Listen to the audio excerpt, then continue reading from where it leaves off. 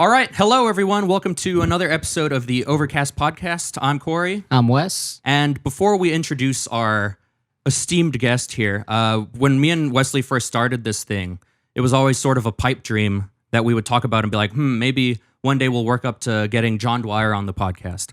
And here he is in the flesh, Mr. John Dwyer, everybody. How you doing, John? I'm all right, man. I'm all right. Yeah, this year has definitely opened the door for me to do more podcasts as in-person interviews were obviously more scarce. So here I am. A pleasure. Thanks for having me. Yeah, thanks for being here again. How have you been holding up? What are you keeping yourself busy with? Actually, surprisingly well. I mean, I'm ready now to get back on the road, but I think for about 1 year, I managed to stay busy enough with recording and painting and shit just to keep my brain occupied, to keep the wolf from the door. And my girlfriend was impressed with me, which is all I really cared about because we were living together. So she was like, I think about 8 months in, she's like, "You're doing pretty good." I was like, I know. I don't know why. I think my marijuana consumption jumped up, tenfold to sort of numb my brain enough to stay home and work on stuff and not sweat that cabin fever vibe that a lot of people are getting. But I'm real fortunate. I have a nice place to work and plenty of space, and my neighbors are all cool. So it's not like there are so many places I've lived in life where it could have been way shittier. And I know a lot of people who have circumstances that were not great for this past year. So I did okay, How about you guys? We've been doing fine. We've been doing this. We weren't doing shit before, but we're just like, maybe we can talk to some other people about what they're doing too. You got more productive in the last year suddenly. You're definitely, like, that's. I do think that was the right path for this year. Where when the shit kicked off, I was like, okay, nose to the stone. Just got to get some shit going. So yeah, here we are. Mm-hmm. Yeah, and I can say as a fan personally, we're definitely thankful for the incredible output that you put out when times were tough for the world. But you really helped me in particular truck through everything. That's good to hear because I have no idea how the fuck that happened, but I certainly. Even for me, I was. There was so much material coming out this year, and because I have my own label, we can kind of do whatever we want. And my partner was like, "Fuck it, let's do it." So. But I even started losing track of the shit I was doing. Like there'd be a bunch of email threads flying around, and I'd have to stop and be like, okay, what record are we talking about? Who's on? Some of these bands that I did this year had like 10 or 11 people in them, so it started getting a little hairy. It was like herding cats, but everybody was so accommodating and like responsive, both within the bands and with fans, that it worked out okay, I think. There's still more coming too, so it's like, very nice. We're almost at the bottom of the well for this past year, but I definitely got a lot done just to keep from going crazy, Mm-hmm. Yeah, one thing that we wanted to bring up, something recent that happened that wasn't particularly happening last year, of course, was you came back with live shows. First one in over a year with Red Rocks, and just how was that? How was that experience coming back after over a year? It was so nice. I mean, Red Rocks hit us up. I was surprised because that place is definitely, I think. If it had been full capacity, it's definitely bigger than we could normally fill. I think. I don't know how many people we could have got in there, but I think it was capped at 3,000, and we did really well. And I think people are hungry. Like people are ready to not be inside their space and inside their own heads so much right now. So that I met people after the show, sort of just hanging out with some fans who were like, a guy came from Brussels, so it's kind of crazy to me. But one guy was like, I'm from Brussels. And like everybody that was like hanging out was like, whoa, like even fans from America were like, wow, you came all the way from Brussels? And everybody started talking to that guy instead of me. So he took the heat off me. But it was like, it was really nice. I met a lot of people. I'd been vaccinated, so I felt okay, like hugging fans' children's and stuff. People are like holding up their babies, they're like, touch my kid. So they're like, I had this baby this past year. It's been crazy, but he hasn't had any human contact.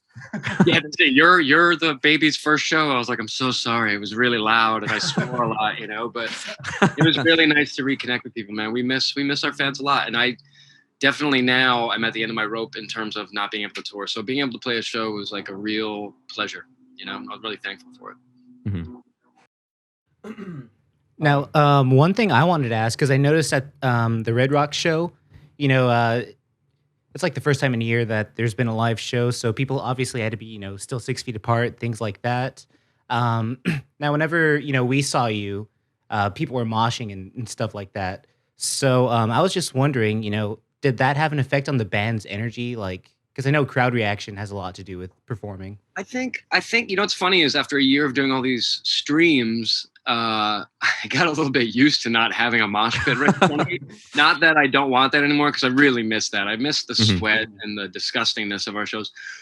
But I will say that it seemed like they were like looking out at that place. It's huge, and you can kind of see the whole place because it's an amphitheater. There were little mosh pits going on here and there, like little.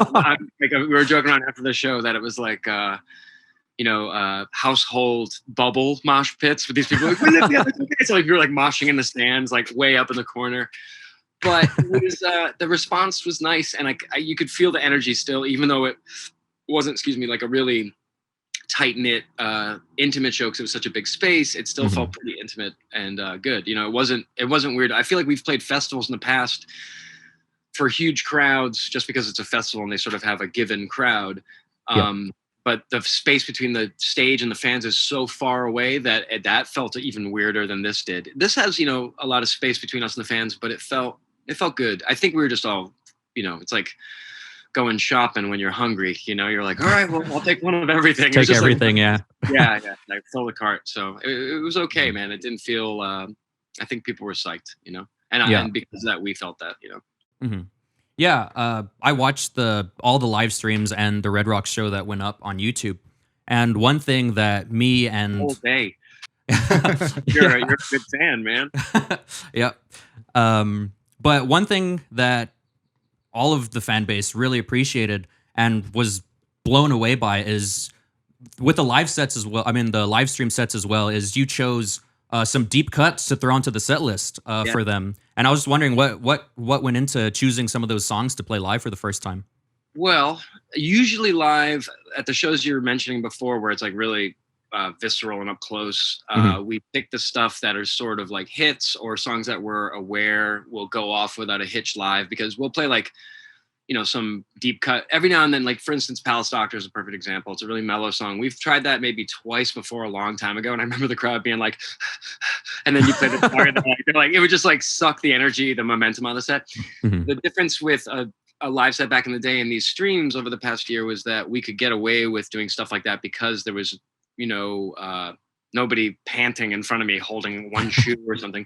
So we were able to sort of open it up a little bit more, and it provided the band more time to sit around with each other in the rehearsal space and learn some of these old songs again, because if we're not playing them live over and over again, we don't know them. So I had to actually go on. I was online or like on iTunes, like listening to my own songs and like writing the lyrics down again, because I hadn't ever. There were a bunch of things I've never done, but it was really fun to do. Right now, the band I have is really capable of doing anything. Like, I can throw anything at these guys that they're ringers. So like, they're like old punk songs that I'd done by myself that never really worked live, and these guys can actually do them and make them sound better than they did. So it was kind of a fun little challenge to break up the set and make it sort of more like a record almost than a live show. Because our live show tends to be like, aggressive, then take a break for the drummers and do a mellow song, give the crowd a minute to breathe, and then aggressive, and like big 20-minute songs. So this was a little bit more orchestrated, I think, like an LP of sorts, that it was fun. It was cool to learn. And some of these songs were really fun to play again, because we hadn't played them since we recorded them in the studio years ago. It was interesting. Yeah, that's actually something that Paul touched on when we spoke with him. He was like, yeah, we usually just play Sticky Hulk, so that way it gives me and Dan a breather. Yeah. We had a bucket for Dan on stage to barf into. They did really good. I think everybody really brought it. Plus, we hadn't been playing together for months and months. So it was, absence makes the heart grow fonder I find that to be a pretty plausible cliche. And I think we had toured so much to suddenly not have it. You don't know what you got till it's gone, kind of thing. So everybody's excited to get together and rehearse again and learn songs. So it was fun all around. I was really hesitant to do the streams at first, but then as time marched on, I was still hoping we were going to tour last year. I was like that idiot. Well, maybe, you never know. And then once it got to be like 6 months, I was like, okay, let's do these streams. And we were able to do stuff for charity. So it was like, it was the perfect thing for this year, and it worked well. And of course, Levitation and Michelle Panache and the people that film our stuff and our engineer Enrique, who does all the sound, also brought their A game, and we're excited to have something to fucking do. Basically, I'd be like, "You want to record a show, Enrique?" And he'd be like, "Yes, I do." You know, so like, there's a lot of like, it wasn't that hard to get people involved. They're like, "Oh my god, like I can't watch any more of The Wire," you know. So, yeah. One thing was, because you're adding like the live stream shows, we touched on the set list with deep cuts and stuff. Is that something that you're looking at doing for future live shows once it's back to normal, or? Yeah, there were a few surprises in there that were really fun to play live. And one thing that's funny is we never use a set list. We never have. But for these streams, we had a very, definitive set list that we were working from. And because we haven't been playing live, when we finally went to play the show at Red Rocks, I was like, fuck, I think we need a set list, because we're not the well-oiled machine of I could just yell a song and it can go. And especially with Tom on keyboards, he's setting up between every song. He's like, let me adjust the mellotron and the organ and then the synthesizer. And he's like setting up. He's like really fast, but still these songs, because they were from such a wide spectrum, there's all these tunings and shit. So we'll see. But there were a couple of quiet numbers and a bunch of old punk numbers that I think work really good in the live setting that I hadn't given a chance before, because I hadn't had a band at that point to play these songs. So yeah, I think some of them will flip over into the live sets, hopefully. Awesome. The old punk ones are really dumb and simple, so they're kind of an easy one to throw in there. You know, it's like a piece of pizza. You know, it's not like some 5-course meal. It's like, okay, let's play this song, and it's like 1, 2, 3, 4. You know, really straight. So. Yeah. One of the ones when we're doing the outreach for listener submitted questions, I had brought it up to Paul also, and I guess people listened to that episode, and it was one of the most highly upvoted questions on Reddit was to ask you if you would ever consider doing the Axis live. You know, what's funny is the other day I have this cool old Philips Cordia organ, which is it's like a European tiny Farfisa thing that the Monks used. The band The Monks had one. So if you look up the Monks online, you'll see the organ I'm talking about. And I've been looking one for years and years and years. And I finally found one. This guy shipped it to me, and it's this amazing, cool little organ. And it broke. So I just got stoned the other day and sat down for like an hour trying to fix it. And I got it working. It was like this miracle. And the one song I learned on it was the Axis again, because I hadn't played that since. And then I was like singing it. My girlfriend was laughing at me because the voice is so ridiculous in it. And it's, you know, I remember she was like, that song better not be about me. I was like, it's not about you. but because I learned it, I was like, maybe, you know, it's definitely one of those songs, because of the way the vocals are, I probably couldn't really play anything other than the simple little guitar line here and there in the song. And Tom, because I have Tom Dulles in the band now, he can flush out all these organ parts that were written on these songs that we didn't do live, where me or maybe Chris Woodhouse were playing organ back in the day. I don't have to worry about being able to play organ because I'm not that good at it, and sing. So, you know, who knows? I would love to do that song though. It was one of those ones. We wrote that song last after the band had left. It was me and just Chris Woodhouse in the studio. And I had an idea, and we ran with it and recorded it in like a day, and it ended up being one of my favorite songs off that record. And it was just a dumb luck that it was this idea that actually flushed out into this really weird close for that record. You know, I like that tune. I do. I would like to do it live. Who knows? Well, if you ever need a backup harmonies for Bridget's part, I know them all. But yeah, look a lot like her too. It's weird. You guys have similar facial hair. I'm kidding. Bridget is totally smooth faced. If you're listening, Bridget. Oh, you bring the stage. She's gonna call me right now, I'm sure. One thing I wanted to ask, I noticed it whenever I saw you before, like right before you guys started playing. I noticed you lit some sage before you went on. Yeah. You know, I can smell it in the air. Is that something that you always do? How long have you been doing that? Yeah. I have like weird little, not OCD, but more like, you know, the thin line between OCD and like superstitious behavior, where like I won't, no matter who the band is, even if it's a band I like, if I come out on stage and there's like set lists taped down, I'll get rid of them. And really the joke was initially, obviously sage is like a clarifying thing to get rid of like bad energy or whatever. Yep. But when you play a club, sometimes you can just feel all the terrible bands that have played on the stage. And you're like, okay. So it was like, the joke was that we were like burning away all like the blues hammer rock bands or whatever the fuck. But then over time, it really did become a part of the ritual. And sometimes we would play a show and we'd play bad, or the show would be bad. And then Paul would be like, you didn't burn the sage. And I'd be like, fuck. So it really did get worried for real, like became a thing that we kind of have to do. And then I met a Native American woman in New Mexico a few years ago at a small show. And after the show, she's like, you burn sage. And I was like, yeah. And she's like, you know, you're doing it wrong. And I was like, really? And she showed me and had brought sweetgrass to the show. And she was like, you're supposed to burn sage. And then you burn. So sage gets rid of all the bad energy. And then you burn sweetgrass, which invites all the good energy back in. So now we burn both. And I do a circle around the band because, you know, when you do a scrub of your home, for instance, you're supposed to walk around all the doors and windows, you know, and like do the sage scrub of the whole, every entryway and stuff. So we do like a circle, sort of like a, you know, safe place for the band to not play like shit. And I feel it's funny. It's like Pavlov's dogs. The band smells that and they know that it's going to be okay, you know? So yeah, it became definitely a part of the ritual. Yeah, I didn't know about the sweetgrass either, but that's interesting. Bringing in good energy.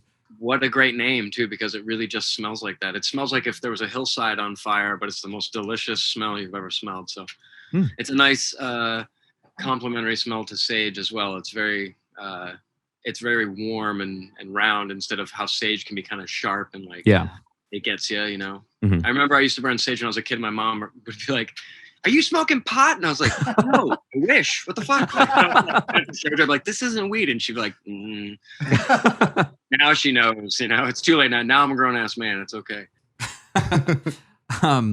Speaking of names, you had touched on the name of Sweetgrass. One little tidbit that I wanted to throw in there I thought was funny is when we spoke to both Tim and Paul, they were recounting, you know, some of the songs and albums that you guys have done.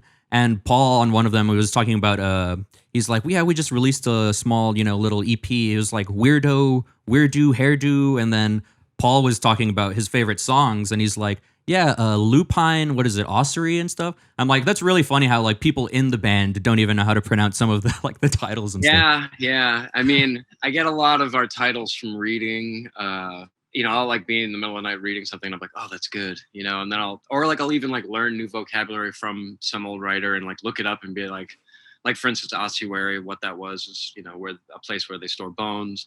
And the sort of state behind that particular tune was that we had written Lupine Dominus, which was another song that was written kind of on the fly in the studio. It was a jam. And then I rarely do this, but we wanted to revisit the riff. So it was as if it were like a post-mortem version of the song, just, you know, dead wolf essentially. But my dog is scratching the door because he wants to come out here and scream while we're doing it. Yeah, that's interesting that you bring up writing because I had listened to another interview that you had done, and you actually turned me on to Laird Barron. Oh yeah, I've been reading him and his fantastic.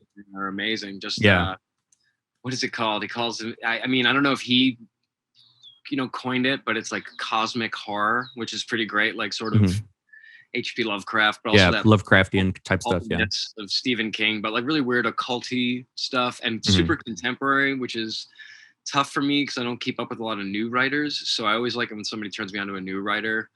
That's that good. Like I think I read one of the first short story collection of his I read. In particular, I really like his short stories. Really like kind of knocked my head off. It was really great. Like super surreal, loose, you know, reality. Cool. I really like his writing. Yeah. One thing, he lives in a castle. I don't know if that's true, but it's appropriate, you know. That would make sense with his writing style. Fucking name, Laird Barron. There's no way that dude doesn't live in a castle, right? He actually shares the same last name as me, which why I thought was interesting too. Really? Yeah. Wow. Well, I'm Mexican, so it's Barron, but it's spelled the same way. Sounds so much better with a Spanish accent. I think I picture Laird Barron and like Danzig being roommates, maybe, or something. You know? Yeah, I could see that. About the writing thing, also, I love getting your records and reading along with the lyrics and stuff, and even your description of certain albums on the Castle Face website. I'm just like, man, he has a way with words. Have you ever dabbled in like writing at all, like other than songwriting? Just like poems and song, like really short form was easy for me, especially when I first started smoking weed. I was like writing a lot because that was kind of before I was playing music. And that was like my sort of first foray into writing a bit. I don't really see myself writing a book, maybe because my attention span or something. I always think about things like I read years ago, what's his name? Keith Richards' book about the Stones, and like one of the first things he talks about, he's like, everybody always told me I should write a book, but I can't fucking remember any of this shit. And then he started, yeah, of course, with his history. But then he was like, but then I got in there and I had somebody helping me, and he's like, and they would just prod me. And he's like, and all of a sudden, like all these floodgates would open of like memories. And he's like, of course, it's subjective. Like, who knows how much of what I'm saying is actually what happened? But at the same time, he's like, I feel the same way he does, though, where I'm like, I can't really remember a lot of stuff. Like, it feels like 25 years ago to me feels like a different life, So I couldn't do anything autobiographical. But I think to do songs is pretty easy because it's like, pretty open to interpretation. And it's just, it doesn't have to be like a book, for instance, But I can appreciate it. Anybody that can do that, kudos to them, It's pretty awesome. Excuse me. I'd like to move into the recording process a bit. I know that from several interviews and talking to past bandmates and stuff, that you, at least with these newer albums, you like to kind of just go into the studio and just jam for a couple hours and record it, and then go back later and listen to it and pick some bits. And I was just wondering, is that while like subconsciously while you're playing it, are you thinking, I need to revisit this particular part? Or are you just kind of going at it and then later with fresh ears, you pick it out?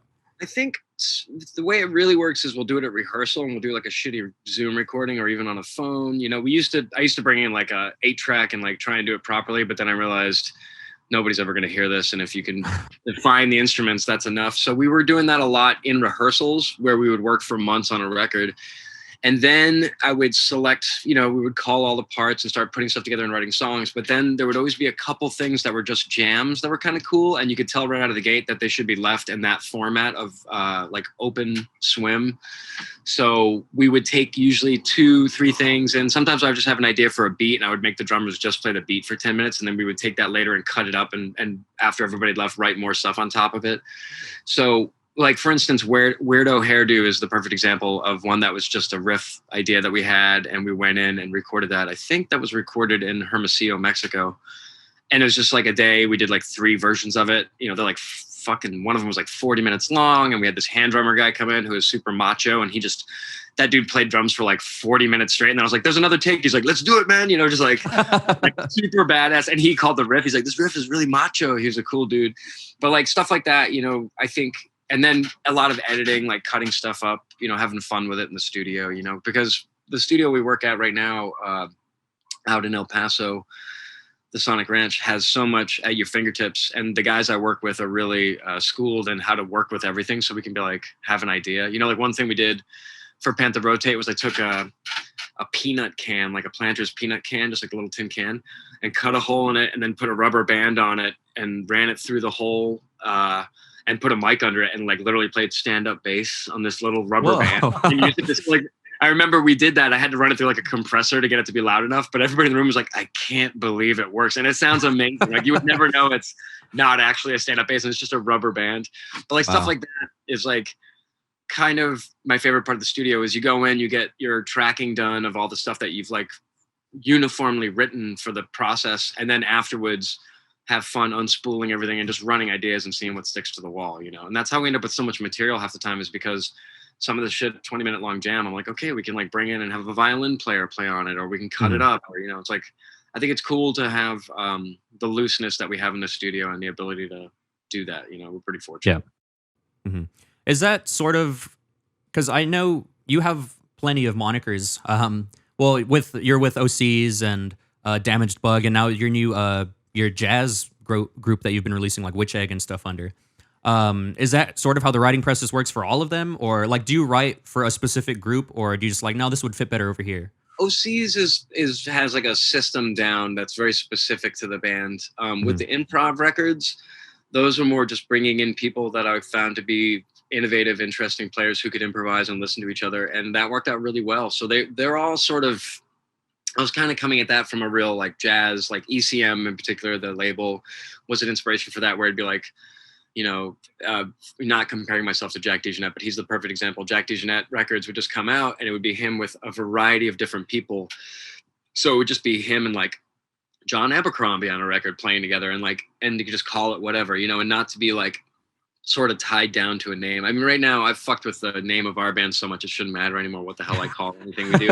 Like if anybody's not used to that at this point, then they're probably a noob to the situation. But, like, you know, the improv stuff is pretty honestly improv. Like those people are that good at playing. Well, we'll like, at first we were just going in with Bent Arcana, for instance, was the first one I did. We would go in and we would just play and play and play. And I would end up filling up a whole reel of tape with these cool ideas, but it was sort of a little too tedious, a little too presumptuous that somebody would want to listen to it, too gratuitous, you know?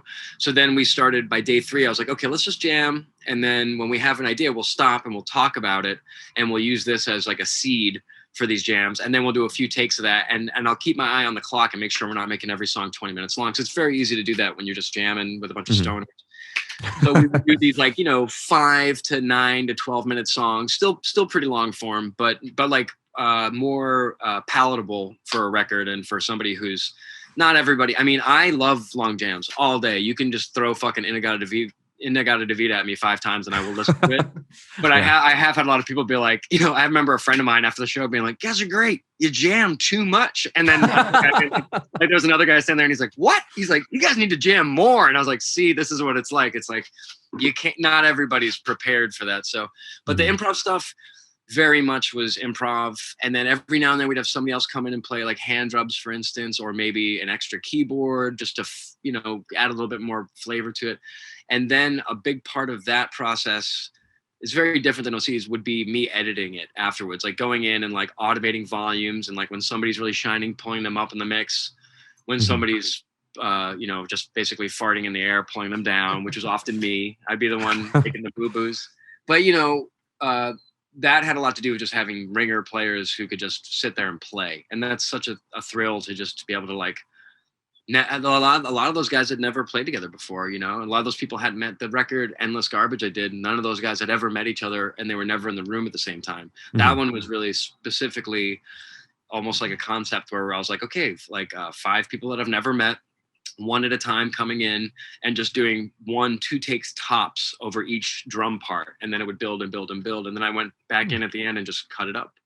It was really fun. That was another, just a challenge, you know? And this year felt perfect for that kind of shit because with the way things are, who gives a fuck? You know, you can just kind of do whatever you want. And I feel like that's how every artist should be looking at it. You know, I'm always impressed when somebody does something out of the ordinary. Like I just heard Zach Hill's new record and I was like, Jesus Christ, it's like Skinny Puppy on amphetamines. I don't know if you heard that.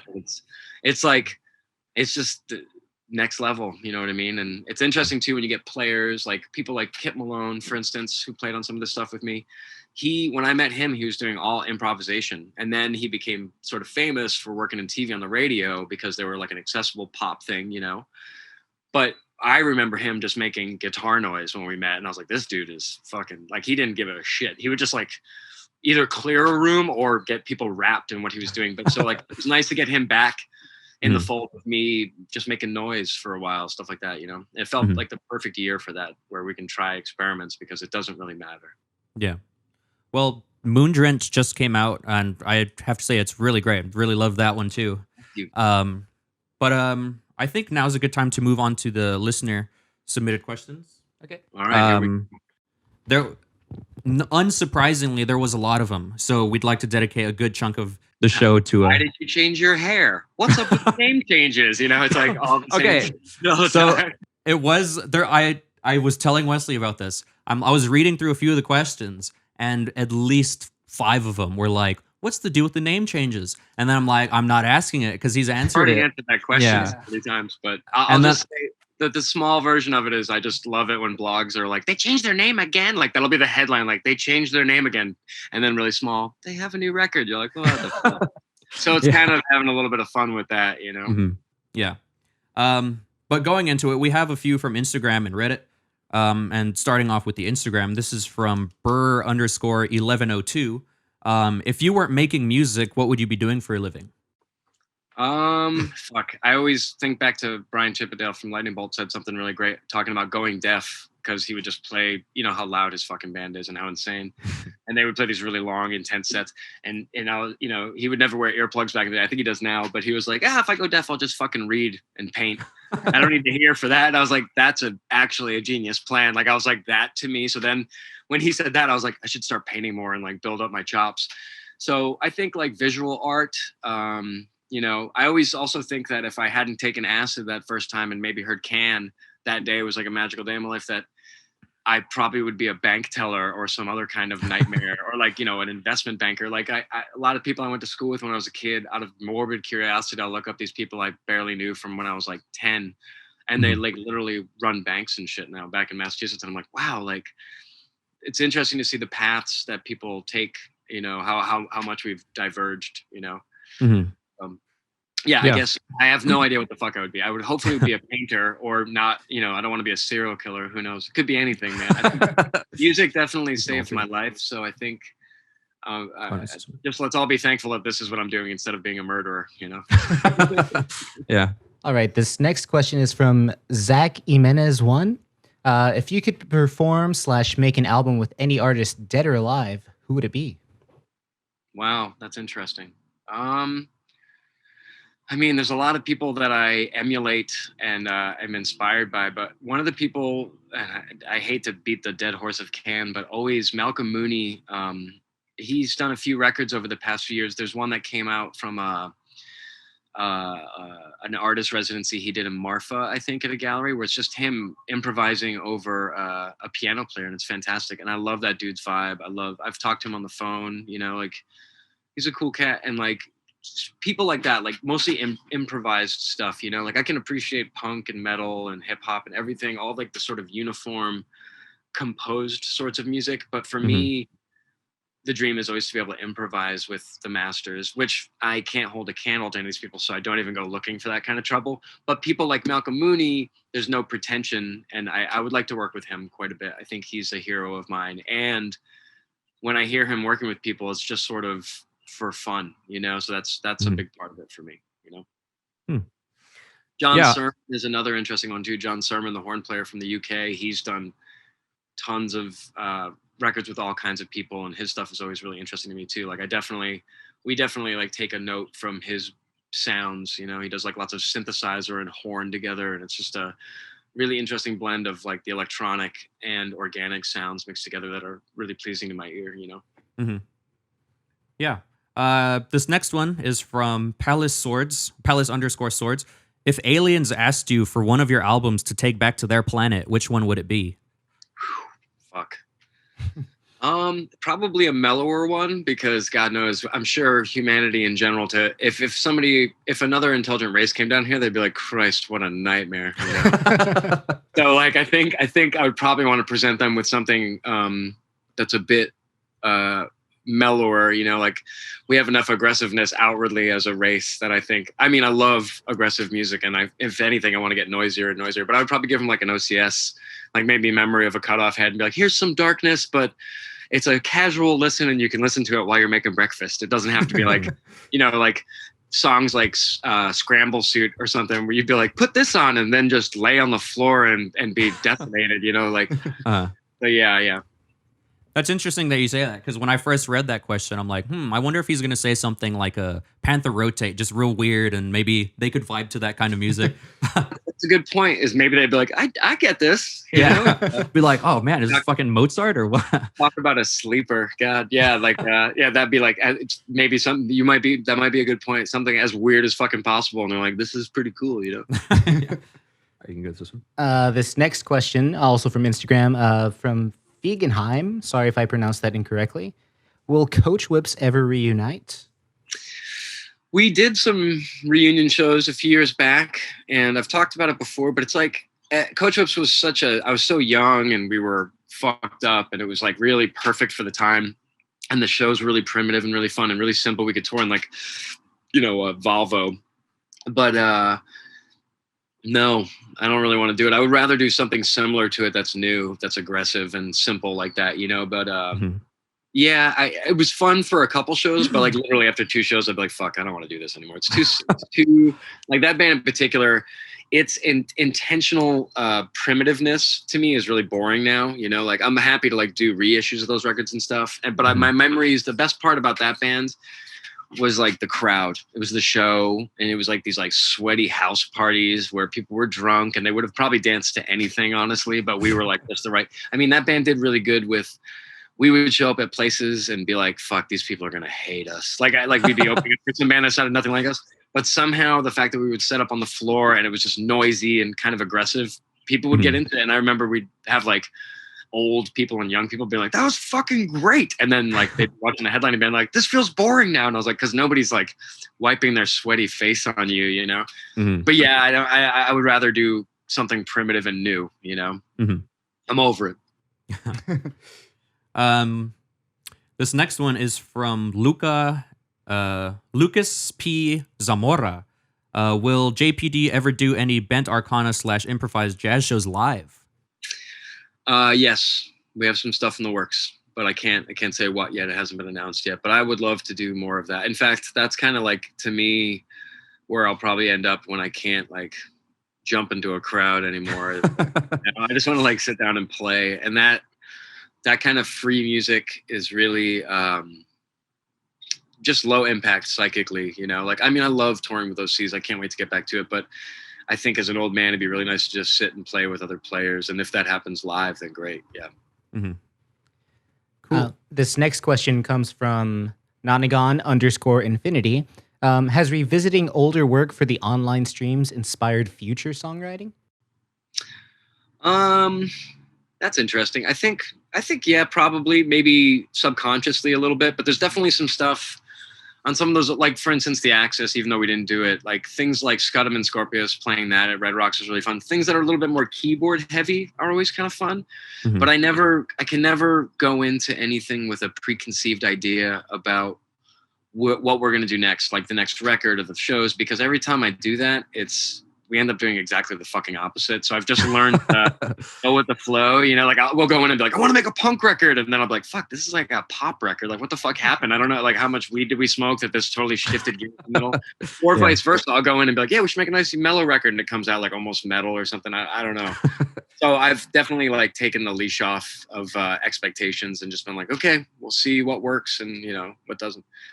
But I think in the future, maybe some of that playing those songs was so fun that perhaps there'll be some relics of that in the new shit. Who knows?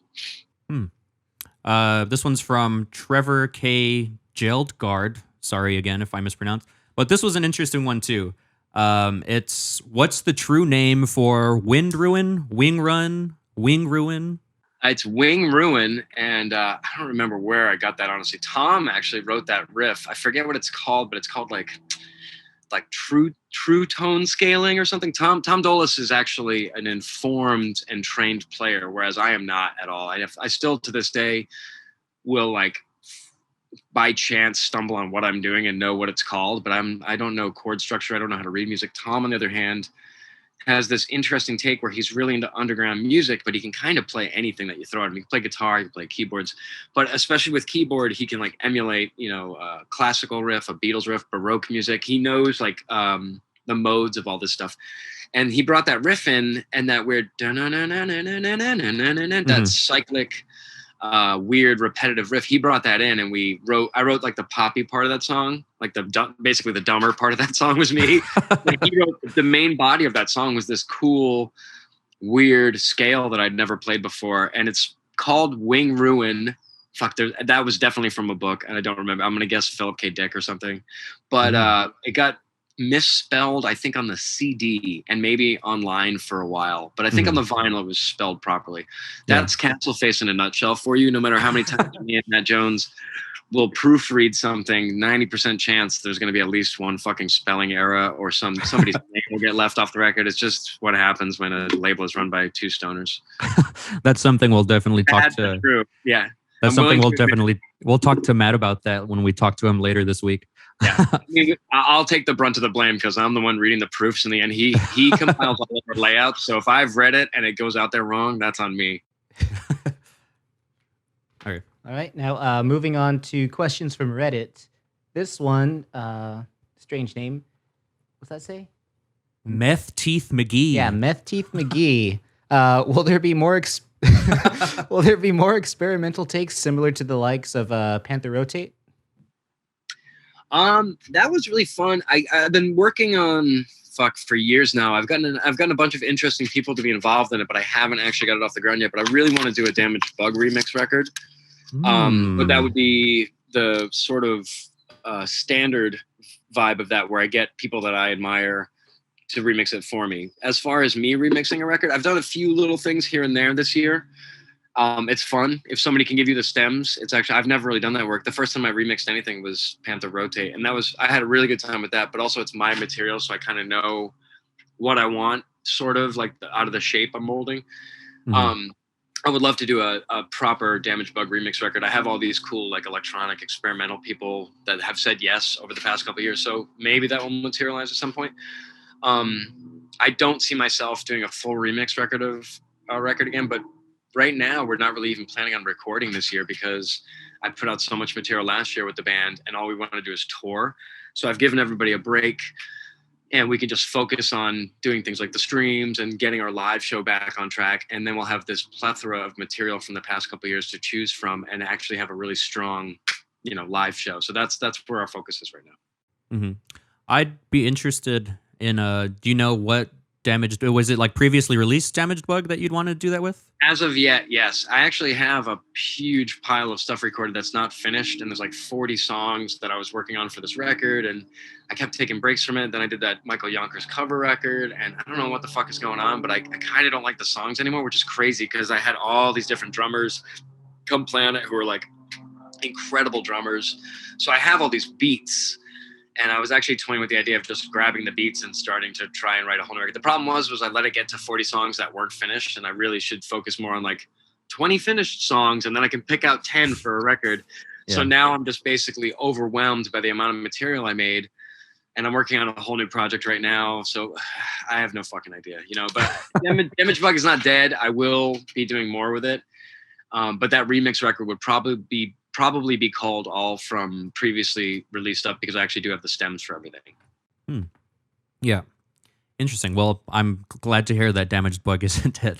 That's for when I work without the band. It's just like, it's just an easy name to have by myself. It's my thing, One thing that I'd kind of like to offshoot from that, a lot of the questions, I'd like to just kind of congeal them into one question, but a lot of people were asking, is there ever going to be like an outtakes and demos, like a singles volume 4 at any point? Well, the thing is we've somehow managed to make it more like EPs. I'm not a huge fan of 7-inches. I do like them, okay, but I never buy them unless I really like the band. Like a lot of, like, for instance, hardcore bands, I'll be like, this band's fucking great, and they only have like 9 7-inches, and nobody's done a collect their actual vinyl. So I'm like, fuck. So I'm like buying 9 7-inches just to own all the songs. That being said, we haven't done many 7-inches. We've managed to do things like 12 inches. I'm more of a 12-inch like EP kind of person myself, like short records like Weirdo Hairdo or the 12-inch synth, that kind of shit. So I don't have enough material. If we do end up doing more like comp tracks and stuff, perhaps, but as of yet, I would say we probably have like a third of another singles collection. That was exactly what I'm talking about, where if you want a song, but the 7-inch was pressed one time and it's gone, and now it's like $300 on Discogs or whatever, we would make it into a format where it was $20 or $25, so you can get all that shit that was hard to get, Yeah. Well, this next Redditor's username is a little edgy, so I think I'm going to leave that out. But his question is, ask him what's his least favorite song of his. Ooh, that's a good one. I can tell you which my least favorite record is Help, and I don't know why, because I went back and listened to it recently when I was looking for songs to do for these streams, and I know people love that fucking record. Like in Europe, I always have all these French guys being like, "This record is the best record you've ever done." You'll never be and I don't know why. I have no idea. I think it has something to do with the production of the record to me, and some of those songs are like sort of dragging. There's definitely moments on it. I just something about it, and like the art I'm sick of, and people love that art. So yeah, I'm more than happy to let it sit like that. But there's that song. There's another song off Warm Slime EP that we were considering doing for the streams that I was denied song. Oh, I love it. But when it came, I know. But when it came time to do it, I was like, fuck, I hate this song now. But we used to play it live all the time. So it has been played live a million times back in the day with the original lineup. But we came around to it. I was like, maybe this will fit. And then I was like, nope. I'd rather do something else. I'd rather do something a little noisier. It's a little too poppy for me or something now, you know. But I think it's just something that came with my age where I was like, no. So Sorry, another little offshoot thing was I'm always curious because you've covered a lot of ground in, I guess, genres and different styles of music from when you started till now. And I just had to ask you, what do you think younger John Dwyer would think of the music that you're putting out now? well, I've been running with the same assumption that as I got older, I would make weirder and noisier music and never settle down and make something sort of mediocre and boring in my what I understand of music, you know, like there are always bands to me that would like keep going and eventually just lose anything interesting in their sound and start getting more square or flat or unexciting. So I always wanted to go, you know, harder, faster, weirder. So I think I would be okay with it. In fact, if anything, I look back and I'm embarrassed about myself more than I think I would be as an old man. But I think, you know, we're about to do a reissue of a bunch of really early stuff that's all like experimental noise. It's not even like a lot of it doesn't even have guitar on it. And I'm working with somebody on some like getting a bunch of old recordings together. And that stuff is really, really noisy and really a challenging listen, honestly, and kind of long too. There's a lot of it. But the reality is when I was doing that when I was a kid, it was because I didn't know how to do anything else. So experimental was easy to just step into because I didn't know how to play guitar. So I was like building instruments with like, you know, scrap metal and contact mics or whatever the fuck, you know, and being inspired by people like Glenn Branca, like watching him like take a 2x4 and put some strings on it and a pickup and then just like hitting it with mallets. I was like, dude, that's really easy and genius. You can just open tune this to a note, you know? So I think it's as long as I keep experimenting and pushing boundaries for myself, I would not think I'm a dickhead now. You know, I mean, I don't know how else to put it, but like the day I make like a really boring record, then I'll be ashamed of myself. So this next one, it comes from a Redditor. Now, there's something I do want to say before I ask the actual question. Whenever we talk to Enrique and Paul and Tim, and we kind of talked about it earlier, actually, whenever you guys are rehearsing, you know, you just press record, then you go back later and pick this and that. It reminded me a lot of whenever I was watching this Can documentary on YouTube. I think it was the keyboard player. He said that Herman Schmidt. yeah, Herman Schmidt. He said that they would, you know, just record all day, basically, let all the noises and stuff come in. So it really, not only like, how do I word this? Obviously, there's some krautrock, you know, inspired songs that you guys have, you know, a lot. But it was really interesting to find out that not only just musically it sounds the same, but it was kind of recorded in the same process or put together in the same process. So that leads to the question from Charlied23.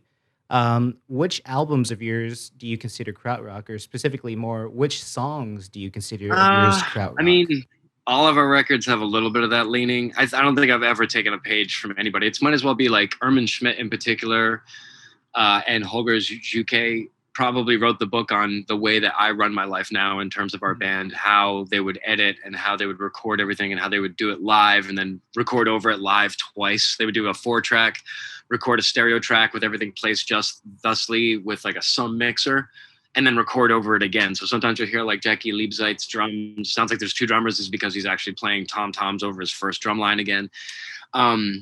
They, to me, it's like, you know, Book Your Own Fucking Life, or like listening to Black Flag talk about how things where it's like the simplest way to get to point B, you know, like just a straight line, like just record everything and then listen back to it. It's like, you know, I don't spend a ton of time on stuff. I'm not one of those people that's going to spend a year like mixing a record, for instance. Like, well, if anything, I want to mix the song in one day, because my impression of things is always that your first one is always going to be the one. You can rabbit hole on stuff and get into like plugins and outboard gear and all this shit and adding more and more instruments. But really, when it comes down to it, your most primal in the moment mix will be the one. So that was taken from Can. Like, I think like those guys were geniuses when it came to their method. And obviously I'm a huge fan and I love the way their shit sounds. And like, it's crazy to me to think that like they produced themselves for most of those records. I mean, they had Connie Plank at their fingertips, but he didn't work with them. Like, it was like Can was just like, no, we're going to do it ourselves. And they bought a fucking building outside of Dusseldorf and recorded all these amazing albums. Crowdy, I mean, obviously like things like Weirdo, Hairdo, and Lupine Ossuary, all those kind of like really motoric. I mean, we have a million songs that you could sort of say were on the sleeve of Krautrock. It's like that list is longer than any other list of what our songs sound like that I could think of, you know. Every record's probably like half Crowdy, I would say, at least. Well, this will be the last question. I just went back to Instagram and thought I'd find maybe just one more. And I thought this one was interesting. It's from Dylan Jashman, and because you were kind of touching on what songs that didn't really make the cut for the set lists. So the question is, what are some tunes from the back catalog that you'd like to add to the set list? The Axis was a perfect example of that, just because I would like to try it one time. As far as doing it live in front of an audience, I don't know about that, because there's a possibility it could suck. Who knows? I don't know if I can pull off those vocals live. There's a big difference between being on stage and being in the studio and having a moment, you know. I always think about with vocal stuff, I think it was like Glenn Fry in some Eagles documentary, and he's like, yeah, everybody's like, wow, this song is fucking perfect, man. You're a genius. And he's like, yeah, but nobody sees me like doing cocaine and doing 70 takes of one line to get it right like an asshole. He's like, you know, everybody just hears the final project. He's like, but to get there is really humiliating. But I mean, there's a lot of tunes. I mean, things like, I keep bringing it up, but Weirdo Hairdo would be a really fun one live because it's kind of free, you know. All the stuff off Dog Poison that we've been doing has been really fun because every instrument on that record was me at the time on like a 4-track. And I think that record was actually mastered from fucking MP3s, which I haven't done again. I remember the guy was like, you know, these are MP3s. And I was like, and he's like, yeah, you can't do this. And I was like, well, that's what you're getting. That's why that record sort of sounds like a dump truck, you know, is because it was recorded from the most smallest shitty files we could. But stuff from that era is really fun, like those sort of like the Fizz and stuff. We actually just played those songs again after the streams at the Red Rock show. Just kind of fun, you know, simplistic stuff. But fuck, I mean, the list goes on. I think I would say, out of all the stuff I would like to add to the shows, was the stuff we probably added during the stream. That pretty much, there wasn't a lot left over out of like the 500 songs or whatever I've recorded over my life. Yeah. There wasn't a ton left that I wanted to do live outside of the shit that we added to the streams this year. Those 3 streams had quite a bit of material that was like digging back in the catalog, you know? Well, man, it was really great talking to you. I wish we could do this all day, but we understand you have things to do. But I always, I like to close off the show with what does the future hold for John Dwyer? Is there any little thing you could let us in on, if anything, that you're working on right now, or what do you have cooking? I'll show you something. I'll give you a little tiny glimpse into something here. So this is the project I'm working on right now. Is I built a 4-plane animation stand at my house. Whoa. So there's this woman online. It's like 4 layers of glass with a camera up top, and it hooks up to the computer, and it's like the old Disney way of animating where they would do cells layered on top. So I'm working on that. It's pretty ambitious, and I've definitely outside of my wheelhouse of comfort, but that's what I'm going to be working on today when I get off with you guys. And it's like I said, ambitious. I'm trying to do something big with it, but there's like a lady online from Holland, I think, who explains how to build it out of an IKEA shelf. And I basically listened to everything she said, and she's fucking amazing. And her I can't remember her name right now. I should look it up, but her animations are incredible that she's making with, you know, this $120 stand that she made. And you could probably make it for free if you have the junk laying around your house and glass panes. But it was like, you know, really cheap. And like, so that's what I'm working on. I'd like to do more Damaged Bug. I have a couple other ideas in the mix, but nothing I can really announce before the label. I don't want to piss off my partner, you know. I have an art show coming up later this year of all the stuff I've been working on from like the past 3 years. Some of which ended up being on the poster art for a couple of Levitation shows. But there's a bunch of paintings and stuff that I have coming up too. So awesome. I'm really living an easy life where I can just make art all day like an asshole. So you know. Well, we love it. We love it. Well, I'm so glad that people like it, because that's like the frosting on the cake, is that I can make a living doing it, you know. So thank you.